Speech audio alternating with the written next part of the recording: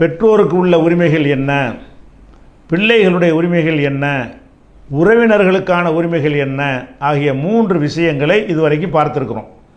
அடுத்தபடியாக நாம் அறிந்து கொள்ள வேண்டிய விஷயம் கணவன் மனைவி என்ற தம்பதியருக்கு மத்தியில் உள்ள உரிமைகள். கணவனுக்கு என்ற சில உரிமைகள் மார்க்கத்தில் இருக்கிறது, அதை மனைவி கொடுத்து ஆக வேண்டும். மனைவிக்கு என்று சில உரிமைகள் மார்க்கத்தில் இருக்கிறது, அதை கணவன் கொடுத்தாக வேண்டும். அதில் குறை வைத்தார்கள் என்று சொன்னால் அதனால் மறுமையில் என்னென்ன மாதிரியான பிரச்சனை வரும், உலகத்தில் என்னென்னமான பிரச்சனைகள் வரும் என்பதெல்லாம் அறிந்து அந்த இல்லற வாழ்க்கையை இனிமையாக தொடர வேண்டும் என்பதற்காகத்தான் இந்த உரிமையை 4ஆவதாக நம்ம எடுத்துக்கொண்டிருக்கிறோம். இந்த கணவன் மனைவி உரிமைகளை அறிந்து கொள்வதற்கு முன்னால் அடிப்படையான சில விஷயங்களை ஒவ்வொரு ஆணும் ஒவ்வொரு பெண்ணும் புரிந்து கொள்ள வேண்டும்.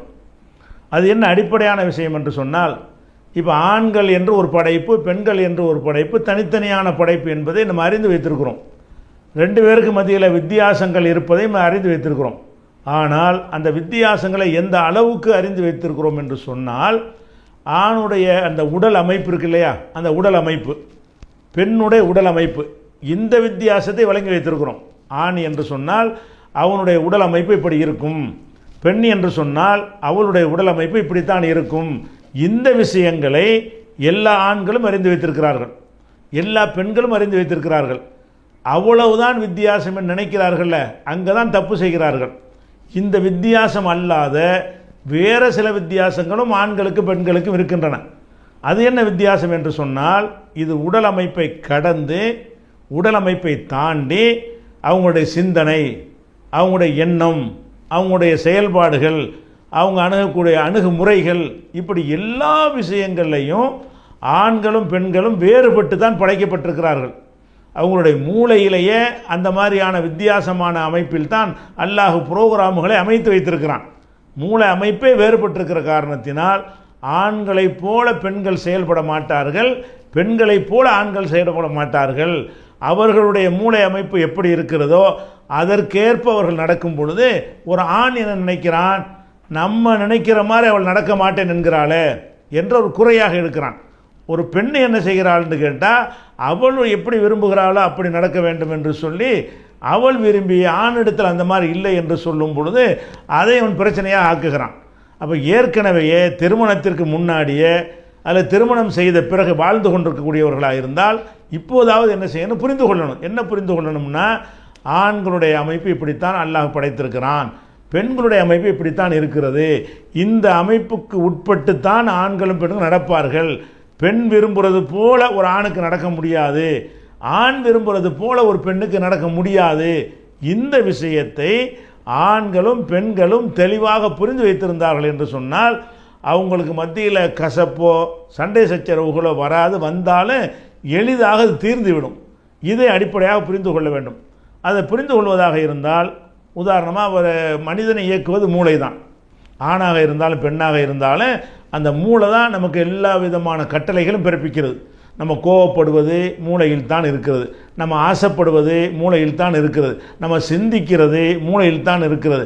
அப்போ எல்லாமே கொடுக்கிறது, எடுக்கிறது, வாங்கிறது, போகிறது, வாரதுன்னு சொல்லி எதை எடுத்துக்கொண்டாலும் நம்முடைய மூளையில் அதற்கேற்ற செல்களை அல்லாஹ் அமைத்து அந்த செல்கள் மூலமாகத்தான் மூளை இயங்குகிறது என்பதை அறிந்து வைத்திருக்கிறோம்.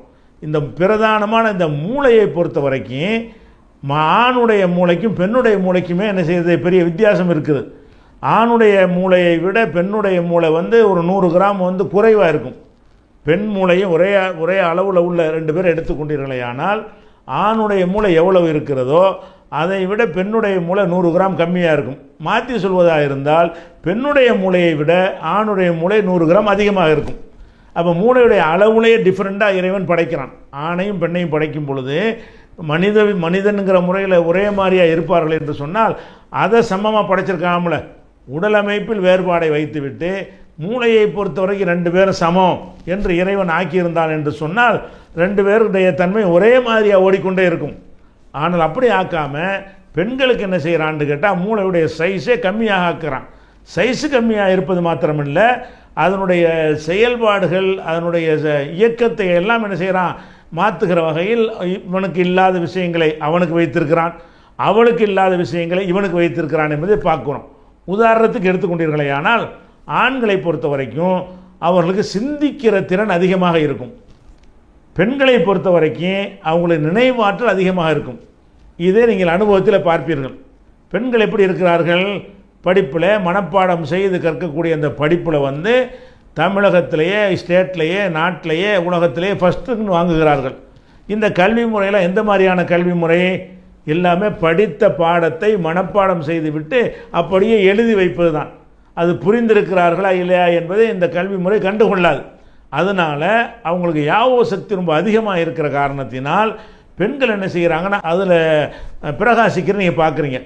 அவங்களுக்கு ஆண்களை விட பெண்களுக்கு வந்து 11% வந்து அதிக நினைவாற்றல் இருக்கிறது. அதற்கேற்ற ஹார்மோன்கள் அவங்களுடைய மூளையில் அமைக்கப்பட்டிருக்கிறது. அதனால தான் பெண்கள் என்ன செய்வாங்கன்னு கேட்டால் அவங்களுடைய சின்ன சின்ன சம்பவங்களையெல்லாம் கரெக்டாக ஞாபகம் வச்சுருப்பாங்க. மகன் எப்போ பிறந்தான், பேரன் எப்போ பிறந்தான், பிறந்த நேரம், பிறந்த மாதம், இந்த விஷயங்களை எல்லாம் ஆண்கள் அவ்வளோ துல்லியமாக ஞாபகத்தில் வைத்திருக்க மாட்டார்கள். பெண்களை பொறுத்த வரைக்கும் இந்த வீடு எப்போ வாங்கினோம், அந்த வீடு எப்போ விற்றோம், இந்த வீட்டுக்கு இப்போ குடி வந்தோம், எத்தனை வருஷம் அந்த ஊரில் இருந்தோம், இந்த மாதிரி விஷயங்களை கேட்டு பாருங்கள். பெண்கள் சரளமாக ஞாபகத்தோடு சொல்லுவார்கள். ஏன்னு கேட்டால் இதையெல்லாம் ஞாபகத்தில் வைக்கக்கூடிய அளவுக்கு அவங்களுடைய மூளையில் வந்து அதற்கான செல்கள் 11% அதிகமாக இருக்கிறது. ஆண்களை பொறுத்த வரைக்கும் இந்த அவனுடைய கல்யாணனாலே அவன் மறந்துடுவான். அப்படியான ஒரு விஷயமா இருக்குது. ஆனால் கல்யாணம் போன்ற ஒரு விஷயத்தை திரும்ப திரும்ப உருப்போட்டு ஞாபகத்தில் வைத்து கொண்டாலும் குடும்ப உறுப்பினர்கள் பல பேர் இருப்பாங்கள்ல, அவங்க அத்தனை பேருடைய பிறந்த நாளை அவன்கிட்ட கேளுங்க, பிறந்த தேதியை கேளுங்க, பிறந்த மாதத்தை கேளுங்க, அவனால் சொல்ல முடியாது. டைரியை பார்த்து தான் சொல்லுவான். அப்போ அந்த விஷயங்களை ஞாபகப்படுத்துகிற விஷயங்கள் ரொம்ப வந்து அவங்கள்ட்ட கம்மியாக இருக்குது. இந்த ஞாபக சக்தி அவங்களுக்கு அதிகமாக இருக்கும்போது பெண்களுக்கு என்ன வரும்னு கேட்டால், குடும்ப வாழ்க்கையில் அவங்களுக்கு மூலம் எத்தனை பிரச்சனைகள் நடந்திருக்கும். ஆணுக்கும் பெண்ணுக்கும் பல பஞ்சாயத்து நடந்திருக்கும். நீங்கள் அவங்க ஒரு மனைவியை திட்டியிருப்பீர்கள், அல்லது வேறு ஏதாவது அவங்கள வந்து ஒரு தண்டித்திருப்பீர்கள் 20 வருஷத்துக்கு முன்னாடி. அதை அப்படி ஞாபகத்தில் வச்சுருப்பாங்க. ஆணை பொறுத்தவரை ஞாபகத்தில் வச்சுக்கிற மாட்டான். ஒரு விஷயத்தை நடந்துச்சுன்னு சொன்னால் அதோட மறந்து விட்டு அடுத்தது போய்கிட்டே இருப்பான். பெண்களை பொறுத்த நினைவாற்றல் அதிகமாக இருக்கிறதுனால எல்லாத்தையும் ஞாபகத்தில் வச்சுட்டு இருப்பாங்க. எல்லாத்துலையும் ஞாபகத்தில் வைத்திருக்கிறதுனால தான் ஏதாவது இன்றைக்கி ஒரு சண்டை வந்துச்சுன்னு சொன்னால் இன்றைக்கி உள்ள சண்டையை அவங்க பேச மாட்டாங்க. 25 வருஷத்துக்கு முந்தைய உள்ள பேசுவாங்க. நீ என்ன செஞ்ச, 10 வருஷம் முந்தைய என்ன செஞ்ச, போன வருஷம் என்ன பண்ணின, அப்படி எல்லாம் சொல்லி சொல்லி காட்டுவார்கள். அதெல்லாம் ஞாபகத்தில் இருக்கிறதுனால நமக்கு சொல்லும்போது தான் ஞாபகத்துக்கு வரும் இப்படி நடந்துச்சான்னு சொல்லி. அப்போ ஆண்கள் என்ன செய்வாங்கன்னு கேட்டால் அனைத்தையும் சட்டு சட்டு மறந்து விடுவார்கள். பெண்களை பொறுத்த வரைக்கும் பழசையெல்லாம் ஞாபகத்தில் வைத்து கொண்டே இருக்கக்கூடிய ஒரு தன்மை அவங்க மூளையில் இருக்கிறது. அவங்கள வேணும்னு செய்கிறதில்ல. அது ஞாபகத்தில் இருந்தால் வரத்தானே செய்யும். நமக்கு தேவையான ஃபில்டர் பண்ணி மனுஷன் வந்து ஆம்பளை ஞாபகத்தில் வச்சுருப்பான். பெண்கள் வந்து அனைத்தையும் நினைவில் வைத்திருப்பார்கள். சின்ன சின்ன ஒரு சம்பவங்களெல்லாம் சொல்லி சொல்லி காட்டி அதை வந்து உங்களை புண்படுத்துவார்கள். ஆண்களை ஏன் படுத்துகிறார்கள்னு கேட்டால் அவங்க வேணும்னு படுத்துறது இல்லை, அவங்க அப்படித்தான் படைக்கப்பட்டு இருக்கிறார்கள். ஆண்கள் என்ன செய்வாங்கன்னு கேட்டால் சிந்திக்கிற திறன் ஜாஸ்தியாக இருக்கிறதுனால ஆராய்ச்சி செய்தல், கண்டுபிடித்தல், உலகத்தில் உள்ள கண்டுபிடிப்புகள் இருக்குல்ல, இது எல்லாம் ஆம்பளை தான் செஞ்சுருப்பாங்க. பெண்கள் வந்து செய்யலை. இப்போ பெண்கள் கல்வியிலையெல்லாம் பிரகாசிக்கிறாங்க என்ற நிலை வந்த பிறகு கூட இந்த துறையில் அவர்கள் பிரகாசிக்க முடியாது. கண்டுபிடிக்கிற துறை விஞ்ஞா மூளையை சிந்திச்சுக்கிட்டே இருக்கிற விஷயம் இருக்குல்ல, மிக அரிதாக சிலர் வித்தியாசமாக இருப்பார்கள். அதிகமானவர்கள் இந்த மாதிரி தான் படைக்க. அப்போ என்ன விளங்கணும், ஆண்களுடைய மூளையுடைய அமைப்பு வந்து சிந்திக்கணும், கண்டுபிடிக்கணும், ஆராயணும்னா என்ன செய்யணும், கொஞ்சம் தனிமையாக இருக்கணும், அப்படி யோசிச்சுக்கிட்டே இருக்கணும். இப்படியான ஒரு தன்மை யாருக்கு இருக்கு, ஆண்களுக்கு இருக்கும். பெண்களுக்கு வந்து இந்த தன்மை இருக்காது. இது ஒரு அடிப்படையை என்ன செய்யணும், நம்ம புரிந்து கொள்ள வேண்டும். அடுத்ததாக வந்து பெண்கள்கிட்ட என்னன்னு கேட்டால் உள்ளதை உள்ளபடி பார்க்கக்கூடிய தன்மை அவங்கள்ட்ட கம்மி. இந்த கற்பனை செய்யக்கூடிய திறன் வந்து பெண்களுக்கு ஜாஸ்தி. ஜாஸ்தி என்றால் அதற்கேற்றவாறு அவங்களுடைய மூளையில் அதற்கேற்ற ஹார்மோன்களும் செல்களும் உருவாகி இருக்கின்றன. அவங்க என்ன செய்வாங்கன்னு கேட்டால் இதை வந்து ஒரு பொருளை இது என்னண்டா இது என்னவா இருக்குதோ இப்படி தான் இதை பார்க்கணும். இதை கூடுதலாக குறைச்சி பார்க்கக்கூடாது. பெண்களுடைய தன்மை எப்படி இருக்கும் என்று சொன்னால் எந்த ஒரு விஷயத்தை அணுகுவதாக இருந்தாலும் அவங்க ஒன்றை நினைத்தார்கள் என்று சொன்னால் சின்ன ஒன்றை ஒரு பெருசாக பார்ப்பார்கள். அவங்க நினைத்தார்கள் என்று சொன்னால் பெரிய ஒரு விஷயத்தை ஒரு புஷ்ஷுன்னு சின்னதாக பார்ப்பார்கள். இந்த ஒரு உள்ளதை உள்ளபடி பார்க்காமல் பெரிதுபடுத்தியோ அல்லது சிறிதுபடுத்தியோ பார்க்கக்கூடிய தன்மை அவர்களுக்கு இயல்பாகவே அமைக்கப்பட்டு இருக்கிறது. அதனால்தான் அவங்க சண்டை சச்சரவுன்னு வரும் பொழுது நீங்கள் சாதாரணமாக ஒரு சின்ன ஒரு தப்பு நீங்கள் அவங்களுக்கு செஞ்சுருப்பீங்க, சின்னதாக அவங்களை கண்டித்தோ தண்டித்தோ இருப்பீர்கள், சின்னதாக ஒரு உதவியை நீங்கள் செய்யாமல் இருப்பீர்கள், சின்னதாக நீங்கள் ஏசி இருப்பீர்கள், பேசி இருப்பீர்கள். இது கணவன் தானே, ஒரு சின்ன விஷயம் தானே அப்படி எடுத்துக்கிற மாட்டாங்க. இந்த சின்ன விஷயத்தை இப்படி பெருசாக்கி அதையும் கை காலெலாம் வச்சு ரெக்கையெல்லாம் வச்சு என்ன செய்வாங்க, நம்மள்கிட்ட ஆண்கள்கிட்ட வந்து அவங்க சுட்டி காட்டுவார்கள். ஏன் அப்படி சொல்கிறாங்கன்னு கேட்டால் அவங்க அப்படி தான் படைக்கப்பட்டிருப்பாங்க. அதே நேரத்தில் அவங்க ஒரு பெரிய விஷயத்தை உங்களுக்கு செஞ்சுருப்பாங்க, அதை எப்படி காட்டுவாங்க, சின்னது மாதிரி காட்டுவது தான் பெரிய விஷயமா, இதெல்லாம் ஒரு சாதாரண விஷயம் தானே என்று சொல்வார்கள். அப்போ அவங்களோட இயல்பில் என்ன இருக்குன்னு கேட்டால் இந்த கற்பனா சக்தி அதிகமாக இருக்கிறதுனால, கற்பனைன்றால் அதான் அர்த்தம். கற்பனை என்று சொன்னால் இருக்கிறதாக பார்க்காம கூட பார்த்தாலும் கற்பனை தான், குறைய பார்த்தாலும் கற்பனை தான். இப்போ அதனால் அந்த தமிழில் ஒரு பழமொழியை சொல்லுவாங்க, மாமியார் உடைத்தால் மண்குடம், மருமகள் உடைத்தால் பொன்குடம். ஒரு குடம் இருக்கிறது, அந்த குடத்தை வந்து மாமியார் தான் குடும்பத்துக்கு அதிகாரி. அந்த மாமியார் கையிலேருந்து கீழே உடைஞ்சின்னு வைங்க, அப்போ என்ன செய்வார்னா கரெக்டாக பார்ப்பார், மண்குடம் தானே இது அப்படின்னு பார்ப்பார் மாமியார். அதே மண்குடத்தை வந்து அதே மாதிரி இன்னொரு மண்குடம் இருக்கிறது, மறுநாள் வந்து மருமக உடைச்சிட்டான், எப்படி பார்ப்பாங்க, தங்க குடத்தை உடைச்சா எப்படி பார்ப்பாங்க, அப்படி பார்ப்பாங்க, பொன்குடமாக பார்ப்பார்கள். மாமியார் உடைச்சா மண்குடம் தான் நாளைக்கு வாங்கிக்கலாம், பெரிய விஷயமா அப்படிம்பாங்க. மருமக உடைச்சிட்டான்னு சொன்னால் எப்படி உடைக்க போய் இந்த குடத்தை வாங்கின எவ்வளோ கஷ்டப்பட்டேன் தெரியுமா அப்படின்னு சொல்லி ஒரு தங்கத்தாலான குடத்தையே இந்த பெண் வந்து உடைத்து விட்டது போல நினைத்து கொண்டு செய்வார்கள். இது ஏன் அப்படி வருகிறது, ரெண்டும் ஒரே குடம் தானே, ஒருவர் உடைக்கும் பொழுது அது பெரிய விஷயமாகவும் இன்னொரு உடைக்கும் போது சின்னதாகவும் தெரியுதா, இருக்குதா இல்லையா? அதே மாதிரி என்ன செய்வாங்கன்னா இப்படி இது ஒரு தன்மை, இது என்ன செய்யணும், ஒரு ஆண்கள் புரிந்து கொள்ளணும். பெண்கள் வந்து என்ன செய்வாங்கன்னு கேட்டால் இப்படித்தான் மிகைப்படுத்தி பேசுவாங்க, நம்ம ஃபில்டர் பண்ணி கொண்டு என்ன செய்யணும், சரியானதை எடுத்துக்கொள்ளணும். அதே மாதிரி வந்து ஒரு மனைவி இருக்கிறாங்கன்னு வைங்களேன், அவங்களுடைய தாயாருக்கோ அவங்களை சேர்ந்தவர்களுக்கோ ஒரு உதவி செய்கிறீங்கன்னு வைங்க, அந்த உதவி செஞ்சீங்கன்னு சொன்னால் அது ஒரு சின்ன ஒரு உதவி மாதிரி அவங்களுக்கு தெரியும். ஆண்கள் வந்து அவனை சேர்ந்த ஒரு தாயாருக்கோ சகோதரிக்கோ உதவி செஞ்சால் இப்படின்னு நல்லி கொடுக்குறீங்க அப்படி கேட்பார்கள். இவங்களுக்கு கொடுத்தீங்கன்னு சொன்னால் என்ன கொஞ்சமாக என் கொடுக்கேன்னு கேட்பாங்க, அவங்களுக்கு கொடுத்தீங்கன்னு சொன்னால் என் அள்ளி கொடுக்குறேன்னு கேட்பாங்க. கணக்கு பண்ணால் நீங்கள் கரெக்டாக தான் கொடுத்துருப்பீங்க, ஆனால் அவங்களுடைய சுபாவத்தில் எப்படி இருக்கும் என்று கேட்டால் சின்னதை பெருசாக்குறது, பெருசு சின்னதாக்குறது, கரெக்டாக பார்க்குறதுன்னு வராது. சில விஷயங்களில் வரும், பிரச்சனைன்னு வரும்போது வராது. பிரச்சனை பஞ்சாயத்து விவகாரம்னு ஆக்கக்கூடிய நேரத்தில் அவங்கள்ட்ட இந்த தன்மை இயல்பாகவே இருக்கிறது என்பதை நம்ம என்ன செய்யணும், அதை புரிந்து கொள்ள வேண்டும். ஆண்கள் இப்படித்தான், பெண்கள் இப்படித்தான் இருப்பாங்க, கற்பனை செய்வாங்க. அதே மாதிரி நீங்கள் பார்த்தீங்கன்னா பெண்களை பொறுத்த வரைக்கும் கூச்சம் இல்லாமல் பொய் சொல்லுவாங்க, தடுமாற்றம் இல்லாமல் பொய் சொல்லும்போது மனிதனுடைய உடல் அமைப்பில் என்ன ஆகும்னு கேட்டால், இப்போ நம்ம பொய்யை கண்டுபிடிக்கிறதுக்கு நாட்டில் உலகத்தில் என்ன செய்கிறாங்க, சில எந்திரங்களெல்லாம் கண்டுபிடிச்சி வச்சுருக்கிறாங்க, கம்ப்யூட்டர் மூலமாக என்ன செய்யலாம், அதை கண்டுபிடிக்கலான்னு. எப்படி அதை கண்டுபிடிப்பான் என்று சொன்னால், நான் உள்ளதை பேசுகிறேன்னு வைங்க, அப்படி பேசும் பொழுது நான் என்னுடைய இயல்புலையே எல்லாமே இயங்கி கொண்டு உள்ளதை தான் நான் பேசுகிறேன், அதனால் என்னுடைய இரத்த ஓட்டம் அதே மாதிரி தான் இருக்கும், என்னுடைய ப்ரெஷர் ரத்த அழுத்தம் அதே மாதிரி தான் இருக்கும், என்னுடைய மூளையுடைய அந்த திறன் வந்து செயல்பாடு ஒரே மாதிரி தான் இருக்கும், அதிர்வுகள் வித்தியாசமாக இருக்காது. ஏன், உள்ளதை நான் சொல்லிக்கொண்டே இருக்கிறேன். திட்டமிட்டு நான் ஒரு கொலையை செஞ்சுட்டு ஒருத்தனை வந்து அநியாயமாக குத்தி கொன்று விட்டு நான் கொல்லவே இல்லைன்னு நான் சொல்லுவேன், என்ன ஆகும்னு கேட்டால் உண்மைக்கு மாற்றமாக சொல்கிறேன்ல, அது என்னுடைய இதயமே என்ன செய்ய படபடப்பு வந்து இயற்கையாகவே படபடப்பு வரும் பொழுது அந்த இரத்த ஓட்டம் ஏறி இறங்குறது, அதனுடைய அலைகள்லாம் மாறி மாறி போகிறதை வைத்து என்ன செய்வாங்கன்னு கேட்டால் அந்த மூளையிலையும் இதயத்திலையும் பொருத்தப்பட்ட கருவிகளை வைத்து இவன்கிட்ட இதை சொல்லும்போது மட்டும் ஆள் ரொம்ப தடுமாறுறான் பாருங்கள், இதை சொல்லும்போது மட்டும் அவனுடைய இதய திருப்பி ஜாஸ்தியாக வருது பாருங்கள் அப்படின்ட்டு வச்சு என்ன செய்வாங்கன்னா இவன் வந்து பொய் தான் சொல்கிறான்ட்டு ஒரு ஊகத்துக்கு வருவாங்க.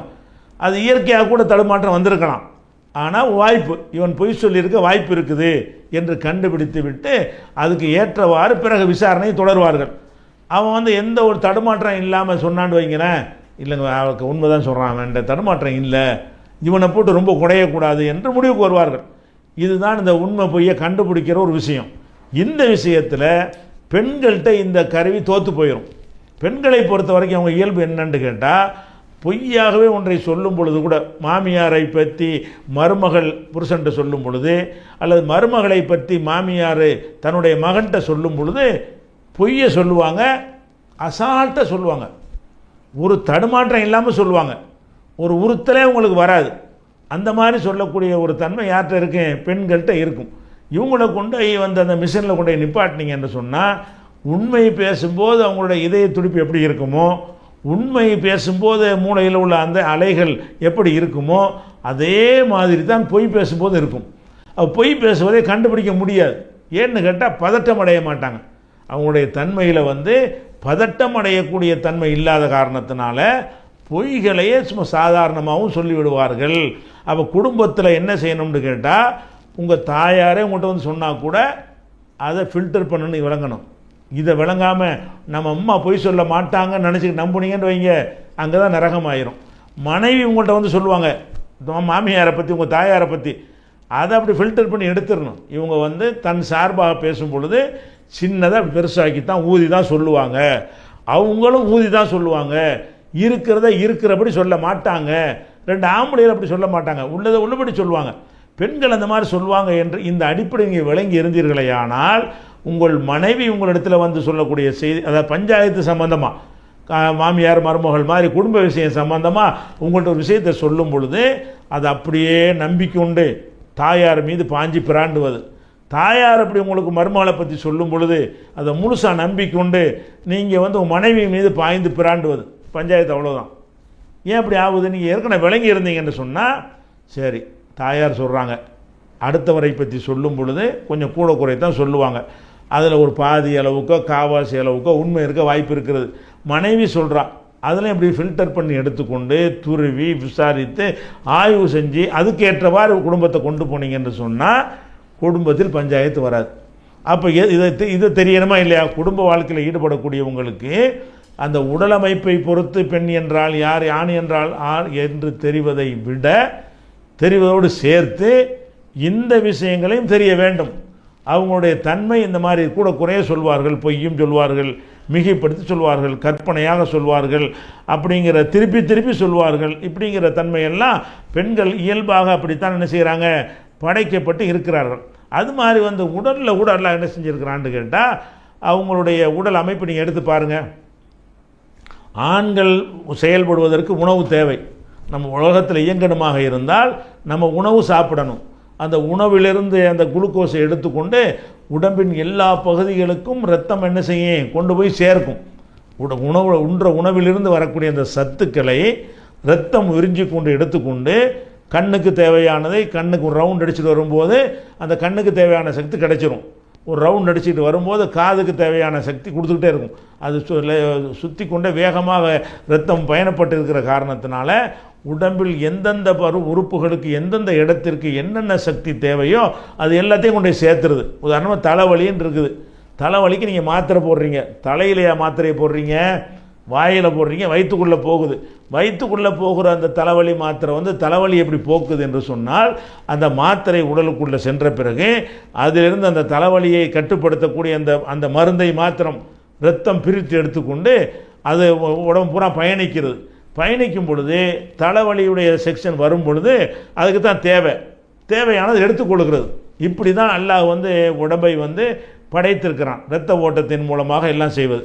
அது உணவு அதுக்கு தான் சாப்பிடுகிறோம். இந்த சாப்பாடை நீங்கள் எடுத்து பார்த்தீங்கன்னு சொன்னால் ஆணும் பெண்ணும் ஒரே சைஸில் இருக்கிறாங்கன்னு வச்சுக்கிறோம். வித்தியாசமாக இருப்பார்கள். ரெண்டு பேரும் ஒரே சம அளவு எடையிலையும் சம அளவு உயரத்திலையும் சம அளவிலும் இருக்கிறார்கள் என்று வைத்துக் கொண்டீர்கள் என்று சொன்னால் இந்த ரெண்டு பேருடைய உணவுலே வித்தியாசம் இருக்கும். எப்படி இருக்கு? ஆண்கள் கொஞ்சம் அதிகமாக சாப்பிடுவார்கள், பெண்கள் கொஞ்சம் கம்மியாக தான் சாப்பிடுவார்கள். கம்மியாக சாப்பிட்றதுனால அவங்களுக்கு ஏதாவது பலவீனம் வருமானு கேட்டால் வராது. போதுமான சத்து அதிலே கிடைச்சிடும். ஆண்களுக்கு வந்து போதுமான சத்து வந்து அதிகமாக சாப்பிட்டா தான் கிடைக்கும். ஏன் ஆண்கள் மாத்திரம் அதிகமாக சாப்பிட்றாங்க? அந்த சின்ன அந்த பாப்பாக்களுக்கு பாடம் சொல்லி கொடுக்கும்போது என்ன செய்வாங்க, தோசையம்மா தோசைன்னு பாட்டு படிக்கும்போது கூட அப்பாவுக்கு 4 அம்மாவுக்கு 3ன்னு சொல்லுவாங்க. ஏன் ரெண்டு பேரும் ஒரே மாதிரியாக உள்ளவங்க தானே, ஆளுக்கு 4 கொடுக்க வேண்டியது என்னென்னா அவங்களுக்கு சாப்பிட முடியாது.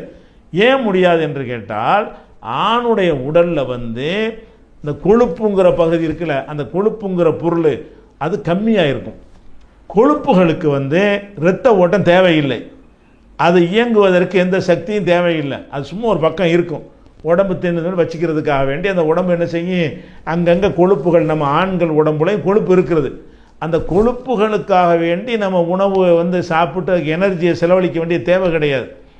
அது கம்மியாக இருக்குது ஆண்களுக்கு. பெண்களுக்கு என்ன இருக்குன்னு கேட்டால், அவங்களுக்கு தசையை விட தசையில் உள்ள ஒவ்வொரு நாடுகளுக்கும் சத்து தேவைப்பட்டுகிட்டே இருக்கும். இறைச்சி வந்து தசை வந்து அது வளருவதற்கு, அது இயங்குவதற்கு என்ன செய்யும், அதுக்கு வந்து உடல்லேருந்து வரக்கூடிய சத்துக்களை ரத்தம் கொண்டே கொடுத்துக்கிட்டே இருக்கணும். இப்போ பெண்களுக்கு என்ன நல்லா படைச்சிருக்கான்னு கேட்டால், அந்த கொழுப்பு ரொம்ப ஜாஸ்தியாக இருக்கும். கொழுப்புன்னு அந்த கொழுப்பு இல்லை, திமிருக்கு சொல்லுவாங்கள்ல, அது சொல்லலை, நிஜமான கொழுப்பு. அந்த கொழுப்பு என்பது பெண்களுக்கு கொஞ்சம் அதிகமாக இருக்கும். அப்படி அதிகமாக இருக்கிறதுனால அந்த கொழுப்பு பகுதிகளுக்கெல்லாம் அவங்களுக்கு சத்து தேவையில்லை. அதை கழிச்சிட்டு பார்த்தீங்கன்னா அவங்கள்ட்ட 50% தான் அவங்களுக்கு தேவைப்படுது அந்த சத்துக்கள் எல்லாம். அது அந்த அந்த உடம்புல கம்மியான சதை தான் இருக்கும். அந்த கம்மியான சதைக்கு உள்ள எனர்ஜி கிடைச்சா போதும். அந்த மாதிரி இருக்கிறதுனால ஆண்களுக்கு வந்து நிறைய எனர்ஜி, கலோரி அதிகமாக தேவைப்பட்டு கொண்டு இருக்கிறது. பெண்களுக்கு அப்படி தேவைப்படாது. அப்போ கம்மியாக சாப்பிட்டாலும் அதனால் அவங்க பலவீனமாகவே மாட்டாங்க. கம்மியாக சாப்பிட்டாலும் அவங்க உடலை இயக்குவதற்கு வந்து அவ்வளோ போதும். இந்த ஆண் உடலையும் பெண் உடலையும் வந்து உதாரணத்துக்கு சொல்வதாக இருந்தால், ஒரு நவீன காலத்தில் எப்படி உதாரணம் சொல்லுவாங்கன்னு கேட்டால், அந்த காலத்தில் வந்து நம்ம பிக்சர் டியூப்பில் டிவி பார்ப்பீங்க. இப்போ என்ன எல்இடி எல்சிடின்னு என்ன செய்கிறீங்க, பார்க்குறீங்க. இரண்டுடைய மின்சாரம் ஒரே அளவு இருக்குமா? பிக்சர் டியூப்பில் என்ன, அந்த பிக்சர் டியூப் டிவி போட்ட உடனே டிவியும் போடுவாங்க பிக்சர் டியூப்பில். அந்த டிவியை போட்டவுடனே டக்குன்னு ஆன் ஆகாது, அப்படி சூடாகணும். அதை பவர் எடுத்து அப்படி சூடாகி அப்படி கொஞ்சம் நேரத்துக்கு பிறகு அப்படி லேசாக வந்து டிம் ஆகி கொஞ்சம் கொஞ்சமாக பிரைட் ஆகி அப்புறம் தான் அந்த டிவி என்ன செய்யும், ஆன் ஆக முடியும். அப்போ அதுக்கு நிறைய பவரு, நிறைய மின்சாரம், நிறைய கரண்ட்டு செலவாகிட்டு இருக்கும். இப்போ இந்த எல்சிடி எல்லாம் வந்தவுடனே என்ன, போட்டோன்னு டிவி வந்துடும், போடுறீங்க உடனே வந்துடும். இதற்கு வந்து மின்சார செலவு கம்மி. அப்போ பெண்களுடைய உடலை பொறுத்த வரைக்கும் அவங்க எல்இடி எல்சிடி மாதிரி அமைப்பில் உள்ளவங்க, அவங்களுக்குள்ள டக்குன்னு உடனே கிடைச்சிடும். ஆண்களை பொறுத்த வரைக்கும் அந்த பிக்சர் டியூப்பில் பார்த்தீங்கல்ல, பழைய காலத்து டிவிகள், அந்த மாதிரி டிவி உள்ளவங்க அது சூடாகி இருக்கப்போ நிறைய பவரை திங்கும். ரெண்டுலேயும் ஒரே மாதிரி தான் பார்க்க போகிறோம், ஒரு டிவி தான் பார்க்க போகிறோம். அதில் ரொம்ப சூடாக வேறு இருக்கும். ரொம்ப ஹீட் ஆன பிறகு தான் என்ன செய்யும், அந்த பிக்சர் டியூப்பை வேலை செய்ய ஆரம்பிக்கும். அந்த மாதிரி ஆண்கள் உடம்பு எப்படி இருக்குன்னு கேட்டால், அந்த டிவியில் வந்து பிக்சர் டியூப்பில் உள்ள டிவி இருக்கும்ல, பழைய காலத்து டிவி, அந்த மாதிரி ஒரு அமைப்பில் ஆண்களுடைய உடல் இருக்கும் பொழுது ஒவ்வொரு பகுதிக்கும் அந்த செல்லு போகணும், அந்த இரத்த ஓட்டம் என்ன செய்யணும், சத்து போகணும். அப்போ நிறைய சாப்பிட்டா தான் அதில் உள்ள எனர்ஜி கிடைத்து அது அதுக்குரிய இடங்களுக்கு என்ன செய்யும், போய் சேரும். ஆண்களுக்கு வந்து இந்த கொழுப்பு அதிகம், பெண்களுக்கு கொழுப்பு இருக்கிற காரணத்தினால அதை கழிச்சிட்டு பார்த்தீங்கன்னா அவங்களுக்கு உடம்புக்கு தேவையான எனர்ஜி ரொம்ப குறைவாக இருந்தாலே அவங்க இயங்கி விடுவார்கள். அதனால தான் பெண்கள் வந்து இவ்வளவு கம்மியாக சாப்பிட்டும் கூட அவங்களும் அழகாக திடகாத்திரமாக இருந்து கொண்டு அவங்க பிள்ளைகளில் உண்டாகிட்டாங்கன்னு சொன்னால் அந்த பிள்ளையை வளர்க்குறதுக்கான எனர்ஜியும் அந்த குறைந்த உணவுலேருந்து அவங்களுக்கு கிடைத்து புள்ளை பெற்ற பிறகு அந்த குழந்தைக்கு பாலூட்டுறதுக்கான சக்தியும் அந்த உடம்புலேருந்து கொடுக்க முடிகிறது. இவன் சாப்பிட்ற சாப்பாடு தான் அவங்களும் சாப்பிட்றாங்க, கம்மியாக சாப்பிட்றாங்க. அப்போ குறைவாக சாப்பிட்டும் கூட அவர்களால் கொடுக்க முடியும்னா காரணம் என்னென்னு கேட்டால், அந்த சாப்பாட்டிலிருந்து அவங்க உடம்பு இயங்குவதற்கு எல்லாம் எப்படி படைச்சிட்டான்னு சொன்னால் அதில் வந்து ரொம்ப கஷ்டம் இல்லாமல் ஃப்ரீயாக இயங்கட்டும் என்பதற்காக வேண்டி கொழுப்புகள் அதிகமாக வச்சு விட்டான். அந்த கொழுப்பு அதிகமாக வைத்ததன் மூலமாக குறைந்த எனர்ஜியே அவங்களுக்கு இருந்தால் போதும் என்பது ஒன்று. இரண்டாவதாக அந்த கொழுப்பின் மூலமாகத்தான் பெண்கள் அழகாக காட்சி தர்றாங்க. உடம்புல அந்த கொழுப்புகள் எல்லா பக்கமும் இருக்கும் பொழுது தான் அதில் ஒரு மினுமினுப்பு தெரியும். பெண்களுடைய கையாக இருந்தாலும் விரலாக இருந்தாலும் அவங்க முகமாக இருந்தாலும் அங்கே எல்லா இடத்துலையும் கொழுப்புகள் படர்ந்து இருக்கும் பொழுது அதை வந்து பார்க்க ஒரு மின்மினுப்பாகவும் ஒரு அழகாகவும் தெரிவதற்காகவும் அதெல்லாம் கொடுத்துருப்பான். அது ஒரு விஷயம். அப்போ இந்த மாதிரியான வித்தியாசங்கள்லாம் எதுக்கு நான் சொல்கிறேன்னு கேட்டால், சில அடிப்படையான ஒரு விஷயத்தை வைத்துக்கொண்டு எல்லாம் ஒன்றும் பண்ண உன்னை மாதிரி நான் இருப்பேன், என்னை மாதிரி நீ இருப்பேன்னு சொல்லக்கூடாது. ஆணு மாதிரி பெண்ணு இருக்க முடியாது, பெண்ணு மாதிரி ஆண் இருக்க முடியாது. அதற்காக வேண்டி தான் இந்த விஷயங்கள்லாம் சொல்கிறோம். அதே மாதிரி ஆண்களுக்கு நீர்ச்சத்து அதிகமாக இருக்கும். ஏன் நீர்ச்சத்து அதிகமாக? கொழுப்பில் நீர்ச்சத்து இருக்காது. அது வந்து தசையில் வந்து நீர்ச்சத்துக்கள் ஜாஸ்தியாக இருக்கும். அதனால தான் ஆண்களுக்கு நிறைய வேர்க்கும். ஒரே வெப்பத்தில் ஒரே வேலையை ஒரு ஆணும் பெண்ணு செஞ்சாங்கன்னு சொன்னால் ஆணு கிச்சனில் போய் நின்றா வேர்த்து ஊற்றி சட்டையெல்லாம் ஈரமாக போயிடும். பெண்கள் போய் 1 மணி நேரம் நின்றா கூட என்ன செய்யாது, அவங்களுக்கு அவ்வளவுக்கு வேர்க்காது. லேசாக கசிவு மாதிரி தான் அவங்களுடைய நெத்தி விரல் எடுத்து அப்படி சுண்டி விடுவானே, அந்த மாதிரி ஒரு தன்மை பெண்களுக்கு இருக்க மாட்டா, இருக்காது. ஏன்? அவன்கிட்ட நீர் சத்து அதிகமாக இருக்கிறது. அந்த எப்படி இறைவன் படைத்திருக்கிறான்னு கேட்டால், ஆண்கிற படைப்பே வேற, பெண்ணுங்கிற படைப்பே வேற. இவன் இப்படி இருந்தால் தான் இவனுக்கு சரியாக வரும், அவன் அப்படி இருந்தால் தான் சரியாக வரும் என்பதற்கு அதிகமாக உழைக்கிறான். உழைக்கக்கூடியவனுடைய உடல் வெப்பமாகி உழைப்பில் தளர்ந்து விடக்கூடாது என்பதற்காக வேண்டி வேர்வை சுரப்பிகளை அதிகமாக அமைத்து அந்த வேர்வை வெளியேறும் பொழுது அவனுடைய வெப்பமும் குறைந்து இயல்பான ஒரு அமைப்புக்கு வந்து விடுகிறான். அந்த ஒரு விஷயத்தை நம்ம பார்க்கணும். இது ஒரு விஷயம் இருக்கிறது. அதே மாதிரி இப்போ ரெண்டுவருடைய விருப்பம் அபிலாஷைகள் எடுத்துக்கிறங்க, அதுலெல்லாம் பெரிய வித்தியாசம் இருக்கிறது. ஒரு பொம்பளை கல்யாணம் பண்ண உடனே என்ன செய்வான், புதுசாக அந்த மனைவியை பார்த்து பார்த்து ரசிப்பான். அந்த மனைவியை பார்த்து ரசிப்பதில் இவனுக்கு ஒரு இன்பம் கிடைக்கும். மனைவின்னு கிடையாமல் வேற மாதிரி பார்வைகள்லாம் பார்க்குறதுக்கெல்லாம் கூட காரணம் என்னென்னு கேட்டால், இந்த பெண்களை பார்ப்பதிலேயே ஒரு இன்பம் அடையணும் என்ற மாதிரி இவன் மண்டையில் மூளையில் என்ன செஞ்சிருக்கு, ப்ரோக்ராம் அமைக்கப்பட்டிருக்கிறது. பெண்கள் அப்படி ஆண்களை பார்த்து பார்த்துலாம் ரசிக்க மாட்டாங்க, பழகி ரசிப்பாங்க. அவன் பேச்சை ரசிப்பாங்க. அவன் இப்படி எந்த மாதிரி எல்லாம் பேசி நமக்கு வாக்குறுதி கொடுக்குறான், எப்படி நமக்கு ஆசையை ஊட்டுகிறான் அப்படிங்கிற அந்த செவி மூலமாக அவங்க அதிகமாக இன்பத்தை அடைவார்கள். ஆண்களை பொறுத்த வரைக்கும் பார்க்கறதன் மூலமாகவே என்ன செய்வான், இன்பத்தை அதிகமாக அடையக்கூடியவனாக இருப்பான். பார்த்து ரசிக்க ஆசைப்படுவோம். அப்போ எல்லாமே வித்தியாசமாக இருக்கா இல்லையா? உன்னுடைய அளவில் வித்தியாசம் இருக்கிறது, இவனுடைய பார்வை அவளுடைய பார்வைக்கு வித்தியாசம் இருக்கிறது, ஒரு பிரச்சனை அணுகிற விஷயம் இருக்குது இல்லையா, அந்த அணுகிற விஷயத்திலே என்ன இருக்குது, ரெண்டு பேருக்குமே வித்தியாசம் இருக்கிறது. இப்படியாகத்தான் ஆணும் பெண்ணும் படைக்கப்பட்டிருக்கிறார்னு சொல்லும் பொழுது அப்போ ஆண்கள் புரிந்து கொள்ள வேண்டும், ரெண்டு பேரும் சேர்ந்து வாழும்போது சில விஷயம் நீங்கள் அவளுக்கு செய்ய வேண்டிய விஷயம், அவள் உங்களுக்கு செய்ய வேண்டிய விஷயங்களில் குறைபாடுகள் வரும்போது நமக்கு பஞ்சாயத்து வரும். ரெண்டு பேரும் சேர்ந்து வாழும்போது நீங்கள் சிலதை செய்யணும்னு அவள் எதிர்பார்த்துருப்பான், அது உங்களுக்கு செய்ய முடியாமல் போயிடும், அல்லது அந்த அளவுக்கு செய்ய முடியாமல் போயிடும். அவள் என்ன செய்ய வேண்டும் நீங்கள் எதிர்பார்ப்பீர்கள், அதை உங்களுக்கு செய்ய முடியாமல் போய்விடும். போன உடனே நீ என்ன செய்யணும்னு கேட்டால் அவங்களுடைய ரியாக்ஷன் எப்படி இருக்கும் என்றால், ஆணுடைய ரியாக்ஷன் ஆணுடைய அந்த படைப்பு தன்மைக்கு தகுந்தவாறு தான் இருக்கும். பெண்ணுடைய ரியாக்ஷன் அவனுடைய படைப்புக்கு தகுந்தவாறு தான் இருக்கும். சின்னதை பெருசாக்கி பேசுறது, பழைய கதையெல்லாம் எடுத்து விடுறது, குத்தி குத்தி பேசுவது, நேருக்கு நேராக பேச மாட்டாங்க. ஆண்கள் எப்படி படைக்கப்பட்டிருப்பான்னா சொல்வதை தெளிவாக நேரடியாக சொல்லிட்டு போயிடுவான். ஏன் இப்படி பண்ணண்டு, பொம்பளை பேச ரெட்ட அர்த்தம் வர மாதிரி தான் பேசுவாங்க. ரொம்ப கவனித்து பார்த்தா தான் ஒரு பொடி வச்சு பேசுகிறாங்கன்னு தெரியும். அது பெண்களுடைய தன்மை என்னவாக இருக்கும்னு கேட்டால், நேருக்கு நேராக செய்தியை சொல்ல மாட்டாங்க, சுற்றி வளைச்சி பேசுகிற மாதிரி தான் என்ன செய்வாங்க, அதாவது குத்தி காட்டி பேசுவது. சாதாரணமாக சொன்ன மாதிரி இருக்கும், பார்த்தோம்னா ஒரு பொடி வச்சு பேசுகிறாங்க, நம்மளை அட்டாக் பண்ணுறாங்கன்னு விளங்கும். அப்போ அவங்களுடைய தன்மை இந்த மாதிரி தான் இருக்குது என்பது உங்கள் மனைவி தான் எப்படி இருப்பாங்க நீங்கள் நினைத்து கொண்டிருப்பீர்கள். எல்லாருடைய மனைவி அப்படி தான் இருப்பாங்க. உங்கள் மனைவி எல்லா பெண்களும் இப்படி தான் இருப்பார்கள், நேருக்கு நேராக பேச மாட்டார்கள். ரொம்ப விதிவிலக்காக லட்சத்தில் ஒன்றுங்கிற கணக்கில் வேண்டால் இருந்திருக்கலாமே தவிர பெரும்பாலும் இந்த மாதிரியான தன்மையில் தான் பெண்கள் இருக்கிறார்கள். அப்போ முதல்ல கவனிக்க வேண்டிய உரிமைகளை அறிந்து கொள்வதற்கு முன்னாடி நம்ம ஒரு படைப்பு, அவங்க ஒரு படைப்பு. நம்ம ஆண் என்ற படைப்பு, இந்த படைப்பை எப்படி அல்லாஹ் மூளையில் ப்ரோக்ராம் அமைத்திருக்கிறானோ அந்த விதத்தில் தான் நான் இயங்க முடியும். அது பெண்ணுடைய படைப்பு அவளுடைய மூளை என்ன மாதிரி இருக்கிறதோ அதற்கு ஏற்றவாறு தான் அவள் இயங்குவாள் என்பதை விளங்கிக்கிட்டீங்கன்னு சொன்னால், எந்த சண்டை வந்தாலும் அவளாக சில ரியாக்ஷனை பண்ணும்போது நீங்கள் என்ன செய்யணும், அதை ஃபில்டர் பண்ணி விட்டுறணும். பொம்பளை அப்படி தான் பேசுவாங்க, இது சின்ன ஒரு விஷயந்தான், நமக்கு தான் சின்ன விஷயமா தெரியுது, அவளுக்கு அப்படி தெரியாது, சின்ன இப்படி தான் பெருசாக தான் பார்ப்பா, 25 வருஷம் இந்த கதையெல்லாம் எடுத்து விடுவா அப்படிங்கிற விளங்கி இருந்தீங்கன்னு சொன்னால், அப்போ நீங்கள் எப்படி நடக்க ஆரம்பிச்சிருவீங்க, இந்த காதில் வாங்கி இந்த காலை விட்டு போயிட்டே இருக்க வேண்டியதான். வழங்குதா? அவங்க அப்படி தான் இருப்பாங்க.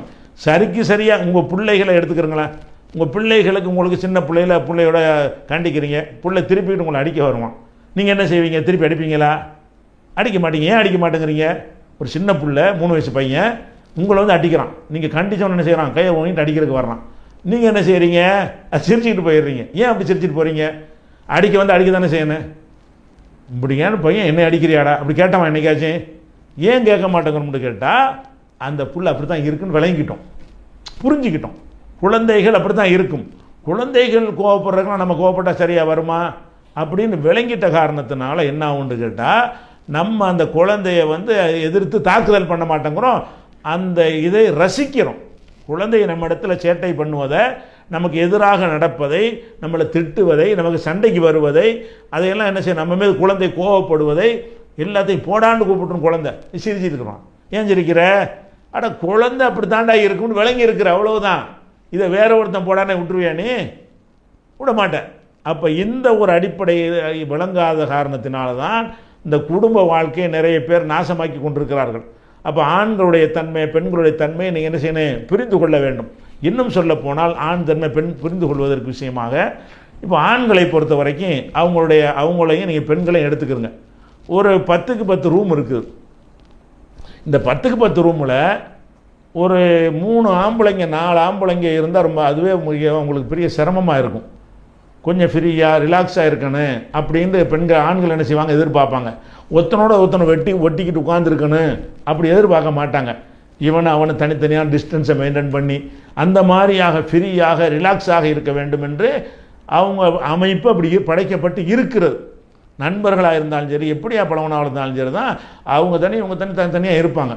பெண்கள் எப்படி இருப்பாங்க என்று கேட்டால் அவங்க ஒரு சின்ன ஒரு 10க்கு 10 அறையில் 10 பேரை கொண்டு போய் போட்டாலும் அவங்க அனுசரித்து அதில் இருந்து கொள்வார்கள். ஒருத்தரோட ஒருத்தர் ஒட்டி இருப்பார்கள், நெருங்கி இருப்பார்கள், ஒருத்தர் மடியில் ஒருத்தர் படுத்துக் கொள்வார்கள். அவங்களுக்கு அதெல்லாம் ஒரு நெருக்கமாக இருப்பது அவங்களுக்கு பிடிக்கிறது பெண்களுக்கு. இப்போ நீங்கள் தகப்பனும் மகனும் கூட அப்படி இருக்க மாட்டான் ஆம்பளையில்.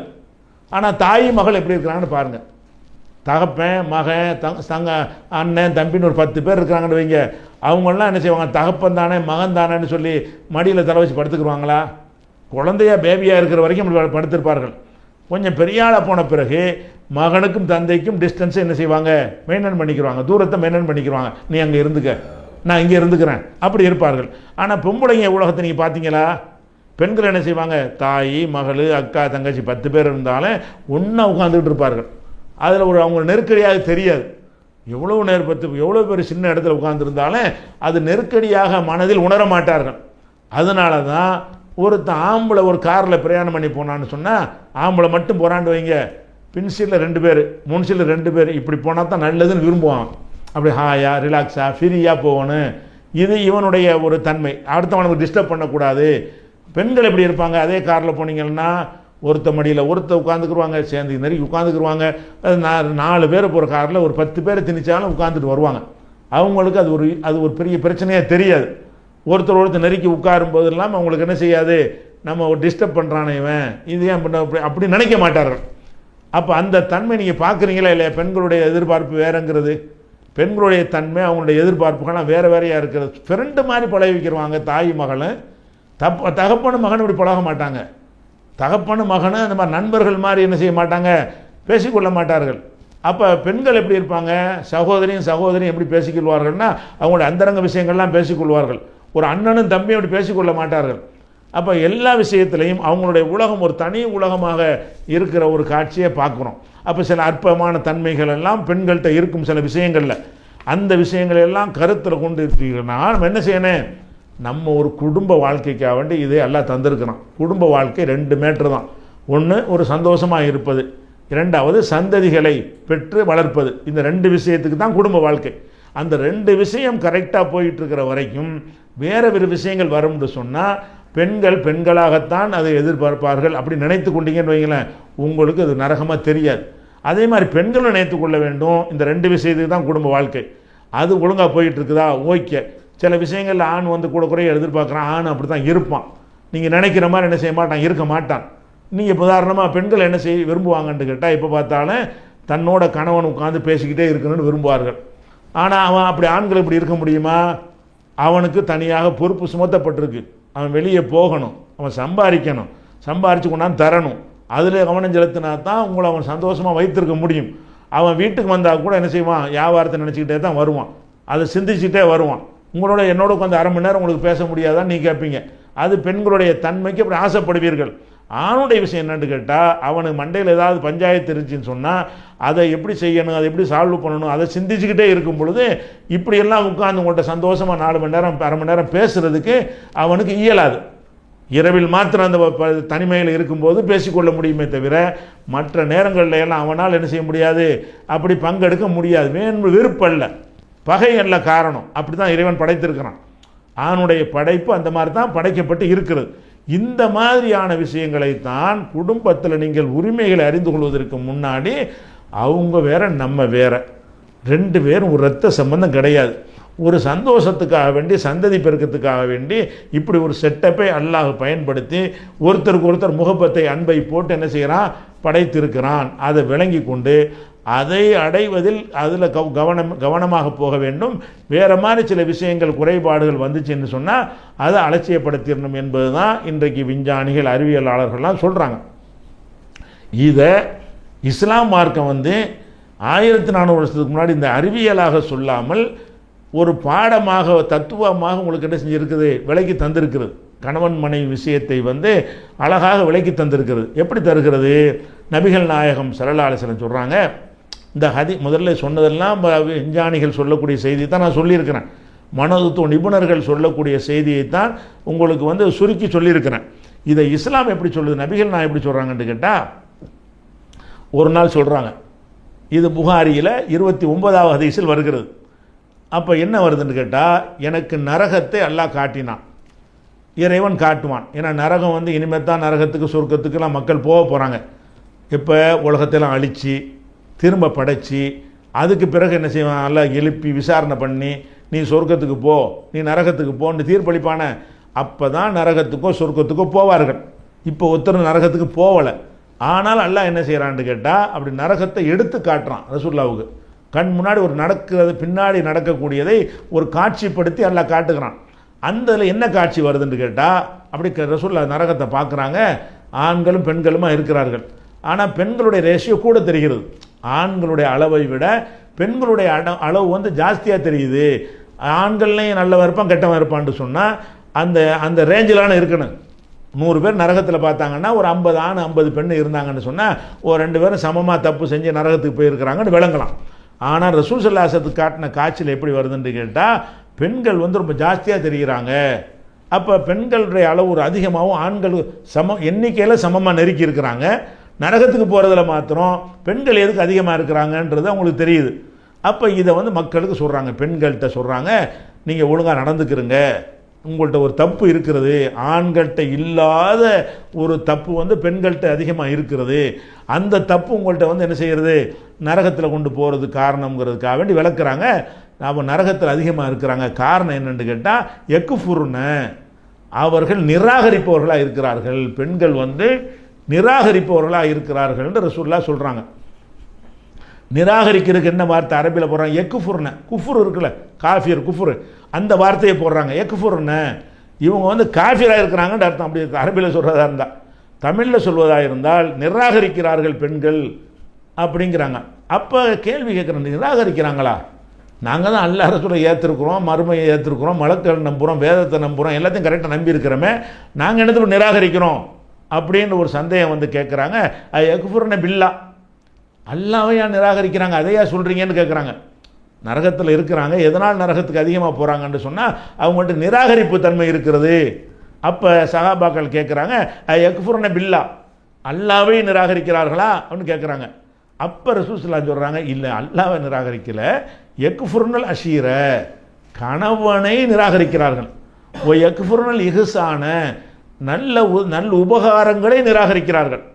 அப்போ இந்த கணவன் என்னதான் செஞ்சாலும் அவனுக்கு நன்றியோடு நடக்க மாட்டேன்னு நினைக்கிறார்கள். கணவன் எவ்வளவுதான் உதவி செஞ்சாலும் அந்த உதவியை என்ன செய்வாங்கன்னா ஒரு செகண்டில் மறந்து பேசி விடுவார்கள், நன்றி கட்டு நடப்பார்கள் அப்படிங்கிறத ரசூல் ஸல்லல்லாஹு அலைஹி வஸல்லம் சொல்கிறாங்க.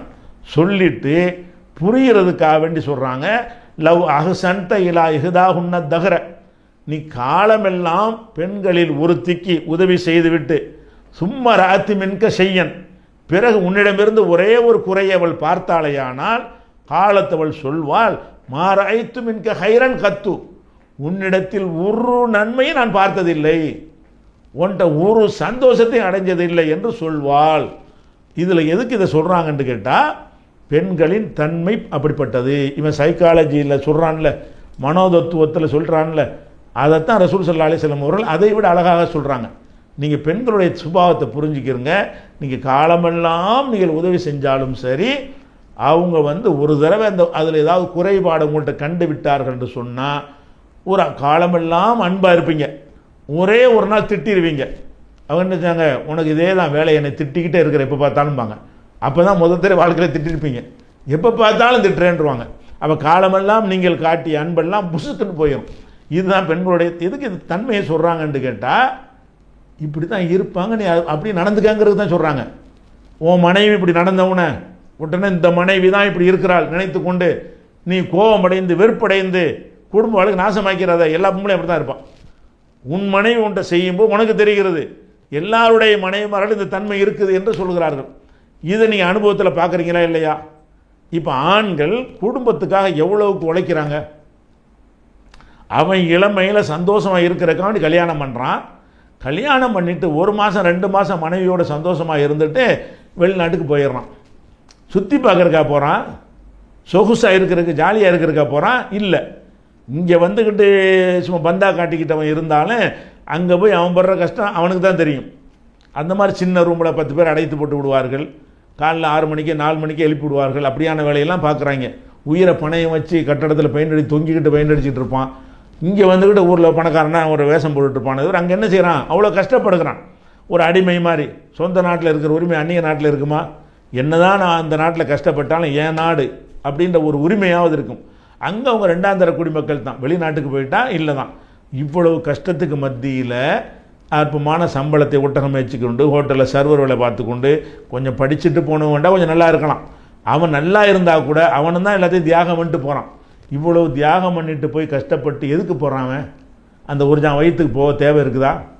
அவனுக்கு மட்டும் வாழ்வதாக இருந்தால் அது போகணும். சரி போகிறான், போய் சம்பாதிக்கிறானே. சம்பாதிக்கிறதுல அவன் வந்து ஒரு எப்படி நடக்கிறான்னு நீங்கள் பார்த்தீங்கன்னு சொன்னால் சாதாரண ஒரு கூலி தொழிலாளி என்ன சம்பாதிப்பான் நாட்டில் சோறு திங்கிறதுக்கு? அது போதும்ல. அதை கணக்கு பண்ணி ஒரு நாளைக்கு நீ பொண்டாட்டி மட்டும்தான் நீ இருக்கிற, நான் புருஷன் இங்கே வந்துட்டேன், ஒரு பொண்டாட்டி ஒரு நாளைக்கு சாப்பிட்றதுக்கு எவ்வளோ 100 ரூபா போதும், சமைச்சு சாப்பிட்டா ஒரு 3000 ரூபா அனுப்புகிறேன் சாப்பிட்டுக்காண்டி இருக்கிறானா? 15000 ரூபா அனுப்புகிறானா? உன்னுடைய சோத்துக்கு மட்டும் நான் பொறுப்பாளி என்று அவன் அனுப்புவதாக இருந்தால் அவன் என்ன செய்யணும்? அந்த அளவுக்கு உனக்கு அனுப்ப வேண்டும். இல்லை, 20000 ரூபா 25000 ரூபான்னு மாதம் மாதம் அனுப்புகிறான். ஒரு பெண்ணுக்கு அது பல மடங்கு அதிகம். ஒரு பெண்ணுடைய தேவைக்கு அவளுடைய முழுமையான தேவையை பூர்த்தி செய்வதற்கு இது பல பல மடங்கு அதிகம். எதுக்கு செய்கிறான்? அவன் வாயை கட்டி வைத்த கட்டி என்ன செய்கிறான்? சம்பாதிக்கிறான். சம்பாதிச்ச பணத்தை உங்களுக்கு அனுப்புகிறான். அப்போ எவ்வளவுக்கு இந்த ஆண் வந்து பெண்ணுக்காக வேண்டி கஷ்டப்படுறான், உழைக்கிறான் என்பதை மனசில் எப்படி விசுவாசம் அந்த பெண் இருக்க வேண்டும்? நம்ம கணவன் இவ்வளோ கஷ்டப்பட்டு சம்பாதிக்கிறான், நமக்கு 3000 ரூபா போதும், ஆனால் அதிகமாக தருகிறான், அதை சேமித்து வைப்போம்.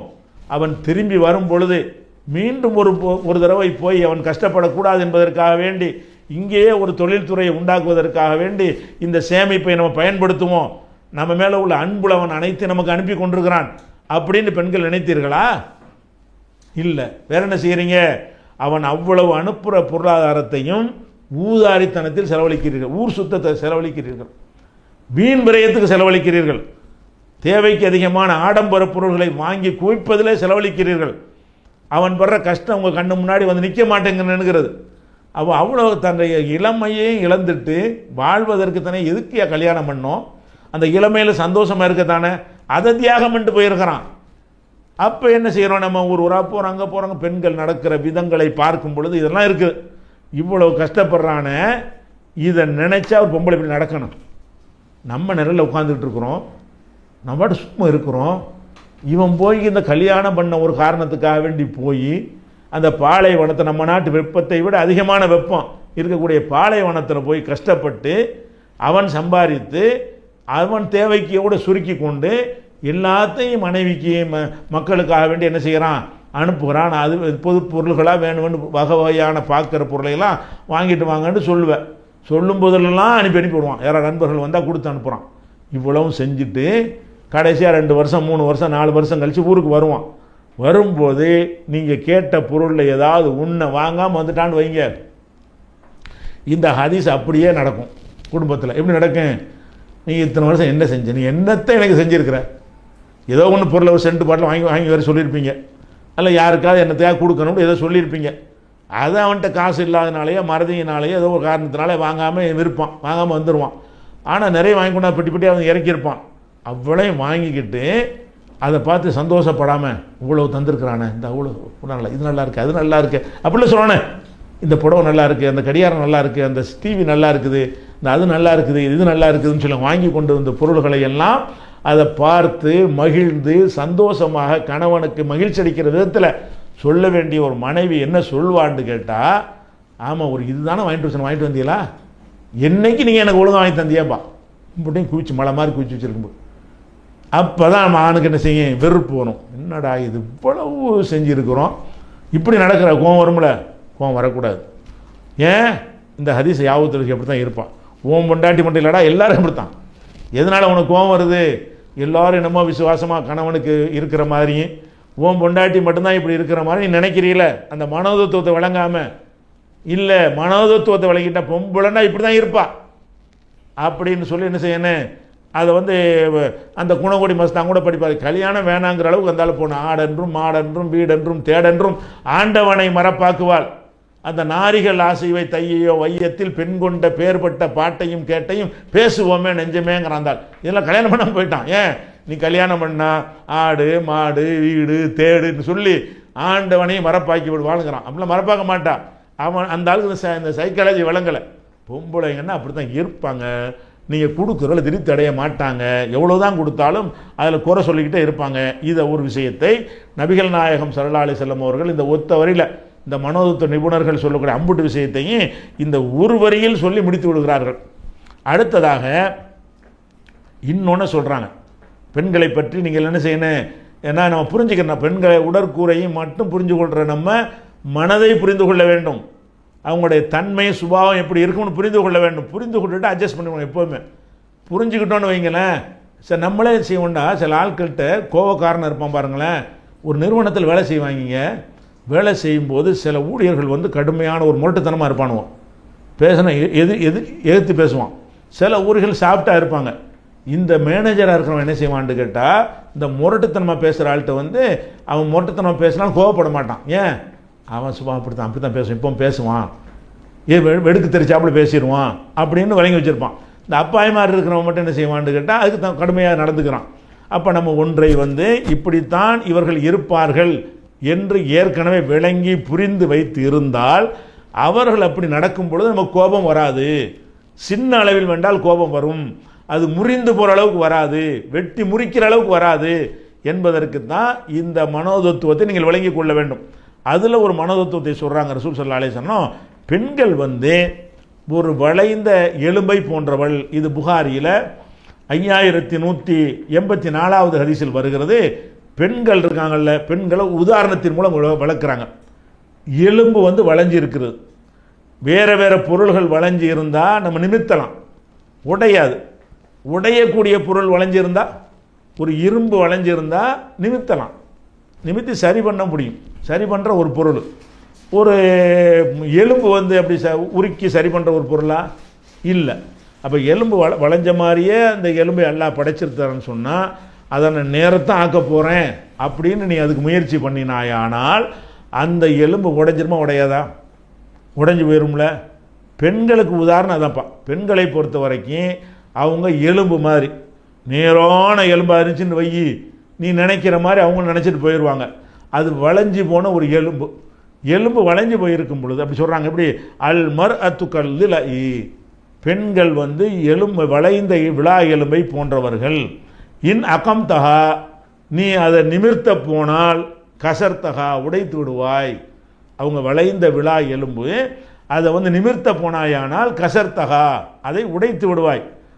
இனிஸ்தம் தாத்தபிகா, அது வளைவு பாட்டுக்கு இருந்துட்டு போகுது, நம்ம சந்தோஷத்தை அடைஞ்சிக்கிறோம் என்று நினைத்து நீ நடந்து கொண்டால் இஸ்தம் தாத்தபிகா, நீ அவள்கிட்ட சந்தோஷத்தை அடைந்து கொள்வாய். ஒஃபீஹா இவஜுன், அந்த வளைவு அவங்கள்ட்ட இருக்கும் நிலையிலேயே. வளைவு பாட்டு கடந்துட்டு போகுது. வளைஞ்ச எலும்பு வளைவுனா அந்த கேரக்டர், அந்த தன்மை, எதை எடுத்தாலும் குறை சொல்கிற தன்மை, சின்னதை பெருசாக்குற தன்மை, குத்தி காட்டுற தன்மை, பல வருஷத்து சம்பவத்தை சொல்லி இப்போ சொல்லிக்கிட்டு இருக்கிற மறந்து தவறுகளை மறந்து விடாத தன்மை, இதெல்லாம் வளைவு. இந்த வளைவை நிமித்தனா தான் நான் இருப்பேன்னு என்னன்னு வைவேன், உனக்கு இல்லறம் இல்லாமல் போயிடும், உடஞ்சி போயிடும், விவாகரத்தில் போயிடும், முறிஞ்சு போயிடும், பிள்ளை விட்டு நான் தெருவு நிற்கிற மாதிரி வந்துடும். அப்போ நீ என்ன செய்யணும், பொம்பளைங்க எப்படித்தான் ஆண்களுக்கு சொல்ல வேண்டும் அப்போ சொல்லிக்கிறோம். ஆண்களுக்கு இப்போ நான் சொல்லிக்கிட்டு வர்றேன். ஆண்கள் எதை விளங்கி கொள்ளணும்னு கேட்டால், பெண்கள் வளைந்த விழா எலும்பை போன்றவர்கள். இந்த ஒத்த வரியில் உலகம் கண்டுபிடிச்சிருக்கிற மனோதத்துவத்தை ரசூல் அடக்கி போடுறாங்க. அவங்க அப்படி தான் இருப்பாங்க. நீ இதையும் வழங்க மாட்டேங்கிற, பெண்களை வந்து இதெல்லாம் வழங்கி வச்ச நீ வந்து அவங்களுடைய கேரக்டரை இப்படி தான் இருக்குங்கிற நீ வழங்கலை, அதை ஒரு விஷயத்தை என்ன செய்யணும் இருக்கணும். அடுத்து என்ன செய்கிறாங்கன்னு கேட்டால், இன்னொரு பாடம், நீ ஒருத்தர் உனக்கு மனைவி விட்டு நீ இல்லறத்தை நடத்தும் போது அவங்கள்ட்ட நிறைய குறைய காண்ப. இந்த குறைய காணும் பொழுது அப்போ உனக்கு என்ன செய்யணும்னு கேட்டால் வெறுப்பு வரும். குறை வந்தால் வெறுப்பு தானே வரும். அந்த வெறுப்பு வரும். வெறுப்பு வரும்போது நம்ம என்ன செய்வோம்னு கேட்டால் அந்த வெறுப்பை மட்டும் பார்க்கணும்ல, அப்படி பார்க்காம அதுக்கு ஒரு சைக்காலஜியாக என்ன செய்கிறாங்கன்னு கேட்டால் அல்லாஹ் வந்து நமக்கு ஒரு வழிகாட்டத்தில் சொல்கிறான். 4வது அத்தியாயத்தில் 19வது வசனத்தில் சொல்கிறான், நீங்கள் வந்து உங்கள் மனைவிட்ட வந்து வலுக்கட்டாயமாக நீங்கள் என்ன செய்யக்கூடாது, பெண்கள் அடையக்கூடாது. ஆனால் வந்து நீங்கள் தப்பான காரியம் செஞ்சாங்கன்னா நீங்கள் என்ன செய்யலாம், அவங்கள கண்டிக்கலாம் சொல்லிவிட்டு சொல்கிறான். ஆஷிரு உன்ன பில் மாரூஃபி, மனைவிமார்கிட்ட அழகிய முறையில் இல்லறம் நடத்துங்கள். ஃபொயின் கரிகு துமுகுன்ன, நீங்கள் அவங்கள வெறுத்தீர்கள் என்று சொன்னால் ஃபசா அன் தக்ரஹு ஷையன், நீங்கள் ஒன்றை வெறுக்கலாம். வயஜாலுல்லாஹு ஃபீ ஹைரன் கசீரா, அதில் அல்லாஹ் அதிக நன்மைகளை வைத்திருக்கலாம், உங்களுக்கு தெரியாது. நீங்கள் உங்கள் மனைவி ஏதோ ஒன்று சொல்கிறான்னு உங்களுக்கு பிடிக்கல, அதை மட்டும் நீ பார்க்குற, அதில் அல்லாஹ் ஹைரை வச்சுருப்பான் என்று அல்லாஹ் சொல்கிறான். இது குறித்த விவரங்களை இன்ஷா அல்லாஹ் நாளைய உரையில் விரிவாக பார்ப்போம். அஸ்ஸலாமு அலைக்கும்.